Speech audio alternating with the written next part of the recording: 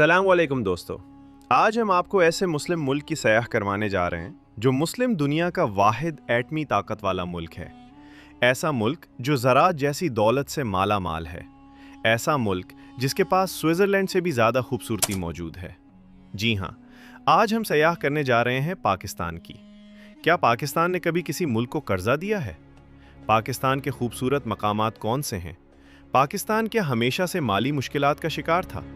इन सब सवालों के जवाब जानने की कोशिश करेंगे आज की इस वीडियो में। नए आने वाले दोस्तों से गुजारिश है कि हमारे चैनल को सब्सक्राइब और लाइक ज़रूर कीजिएगा ताकि हर इन्फॉर्मेटिव वीडियो आपको मिलती रहे। चलें, अब निकलते हैं पाकिस्तान के एक शानदार सफ़र पर। सबसे पहले आपको बता दें कि पाकिस्तान का ऑफिशियल नाम इस्लामिक रिपब्लिक ऑफ पाकिस्तान है। दोस्तों, क्या आप जानते हैं कि पाकिस्तान आज़ाद तो 1947 में हुआ, लेकिन उसका नाम चौधरी रहमत अली ने 1933 में ही तजवीज़ कर दिया था।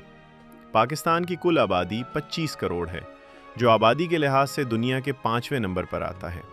रकबे की बात करें तो पाकिस्तान का कुल रकबा 8,81,000 मुरब्बा किलोमीटर है। रकबे के लिहाज से पाकिस्तान दुनिया के 33वीं नंबर पर आता है। पाकिस्तान के बॉर्डर्स की बात करें तो मगरब में ईरान और शिमाल मगरब में अफ़गानिस्तान, शिमाल मशरक़ में चाइना और जनूब मशरक़ में इंडिया वाक़ है। इसके अलावा अरबियन सी भी लगता है। दोस्तों, पाकिस्तान की ऑफिशियल ज़बान उर्दू है, लेकिन क्या आप जानते हैं कि पूरे मुल्क पे सिर्फ 8% उर्दू बोली जाती है, जबकि आधे से ज़्यादा मुल्क पंजाबी ज़बान बोलता है। पाकिस्तान जब आज़ाद हुआ था, उस वक्त पाकिस्तान की आबादी 3 करोड़ के करीब थी।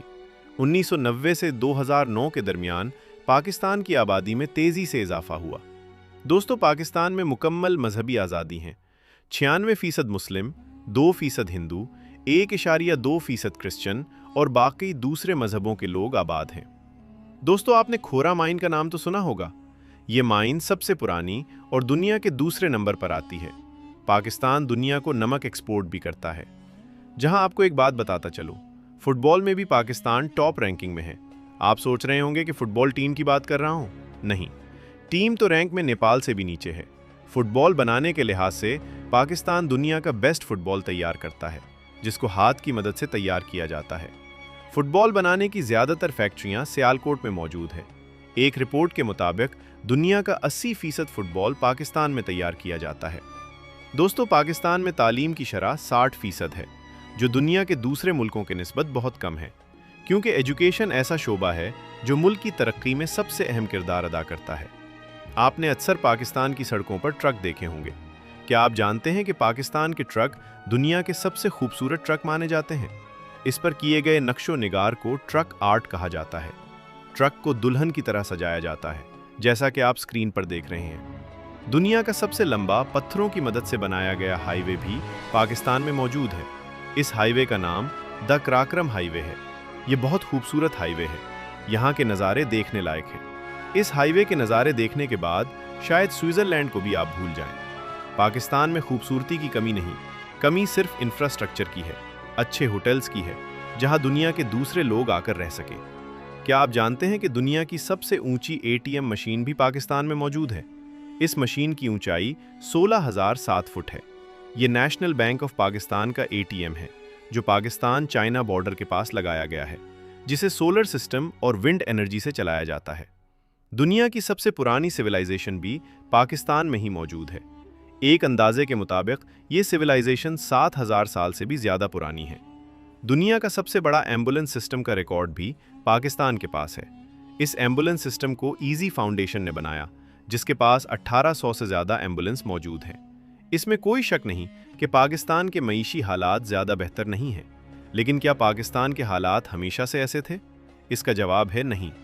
आपको ये बात सुनकर हैरानगी होगी, 1960 में पाकिस्तान ने जापान को कर्जा दिया था, क्योंकि वर्ल्ड वॉर 2 के बाद जापान मुकम्मल तौर पर तबाह हो चुका था। जापान ने बहुत से मुल्कों से कर्जा लिया, जिनमें पाकिस्तान भी शामिल है। दोस्तों, इसके अलावा 1963 में $25 मिलियन कर्जा पाकिस्तान ने जर्मनी को भी दिया। उस वक्त पाकिस्तान के प्रेसिडेंट अयूब खान थे। आपने अक्सर पाकिस्तान स्टील मिल का नाम तो सुना होगा। इसको 1970 में सोवियत यूनियन की मदद से तैयार किया गया। 20वीं सदी के आखिर तक ये एशिया की सबसे बड़ी स्टील मिल बन चुकी थी, जिसने चाइना, इंडिया और जापान को भी पीछे छोड़ दिया था। ये स्टील मिल एक साल में 1.1 मिलियन टन की प्रोडक्शन करती थी, लेकिन 21वीं सदी के शुरू में स्टील मिल का ज़वाल शुरू हुआ, जो करप्शन और मिस मैनेजमेंट की वजह से था। इसके यूनिट्स बंद होते गए और स्टील मिल नुकसान में जाना शुरू हो गई। अल्लाह ताला ने पाकिस्तान को ज़राअत जैसी नेमत से भी बहुत ज़्यादा नवाजा, लेकिन उस मुल्क के हुक्मरान और कौम ने इस नेमत का फ़ायदा नहीं उठाया। 1947 से 1960 के दौर में पाकिस्तान की 3 सबसे अहम फसलें थीं: कपास, चावल, गंदम, जो मुल्क की ज़रूरियात को पूरा कर रही थी। लेकिन आने वाले वक्त में बहुत से चैलेंजेस का सामना था, जिनमें ज़राअत में नई टेक्नोलॉजी को लाना, आबपाशी का निज़ाम और पानी की कमी को पूरा करना था। 1960 में इंडिया के साथ मुआहदा हुआ, जिसे सिंध तास मुआहदा भी कहा जाता है। इस मुआहदे से काफ़ी हद तक पानी के मसले पर काबू पा लिया गया और नया नहरी निज़ाम लाया गया, जिससे फसलों की पैदावार में इजाफा हुआ। पाकिस्तान के 1960 से 1970 के दौर को ग्रीन रेवोल्यूशन कहा जाता है। पाकिस्तान दुनिया में कपास पैदा करने वाला नुमाया मुल्क बन गया और यहाँ तक कि दुनिया को फसलों के बीज बेचना भी शुरू कर दिए। 1980 से 1990 का वो दौर था जब पाकिस्तान की आबादी में तेज़ी से इजाफा हुआ, लेकिन ज़राअत में इजाफा इस रफ्तार से न हुआ। दुनिया इस वक्त टेक्नोलॉजी का इस्तेमाल करना शुरू कर चुकी थी, लेकिन पाकिस्तान में ज़राअत में अभी तक पुराना सिस्टम ही चल रहा था। दुनिया में एग्रीकल्चर की यूनिवर्सिटीज़ और रिसर्च सेंटर भी बन रहे थे, लेकिन हमने ज़राअत की तालीम और रिसर्च सेंटर पर तवज्जो ना दी। आहिस्ता आहिस्ता ज़राअत पसमानदगी का शिकार होना शुरू हो गई। साल 2000 के बाद पाकिस्तान को अपनी खुराक की ज़रूरत को पूरा करने के लिए बाहर से गंदम इंपोर्ट करना शुरू कर दी। ऐसा मुल्क जो दुनिया को ज़राअत एक्सपोर्ट करता था, दुनिया को कर्जा देता था, आज करप्शन और तालीम ना होने की वजह से इन हालात तक पहुंच गया। पाकिस्तान का दारुल हुकूमत 1959 तक कराची था। कुछ अरसा के लिए रावलपिंडी को दारुल हुकूमत बनाया गया। इसके बाद 14 अगस्त 1967 को इस्लामाबाद को दारुल हुकूमत बना दिया गया, जो निहायत खूबसूरत शहर है। इसका मौसम सारा साल खुशगवार रहता है। अगर फ़ौज की बात करें तो दुनिया में इसका रैंक 90 नंबर पर आता है। बलूचिस्तान पाकिस्तान के रकबे के लिहाज से सबसे बड़ा सूबा है और कुदरती वसाइल से माला माल है। बलूचिस्तान में सोना, तांबा, क्रोमाइट, आयरन और जिंक के ज़खायर शामिल हैं। इसके अलावा सबसे बड़े कुदरती ज़खायर नेचुरल गैस के भी हैं, जो मुल्क की एनर्जी की ज़रूरियात को पूरा करने में अहम किरदार अदा करती है।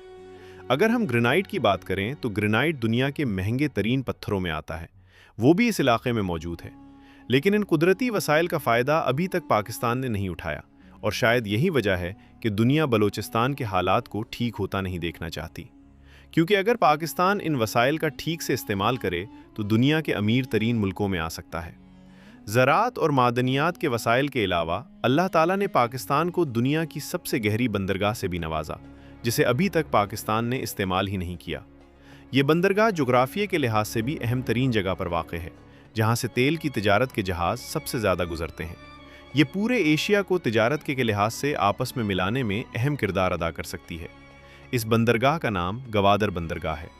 इसी वजह से चाइना ने पाकिस्तान के साथ सी पैक भी शुरू किया, जिससे चाइना यूरोप की मंडियों तक आसानी से पहुंच सकता है।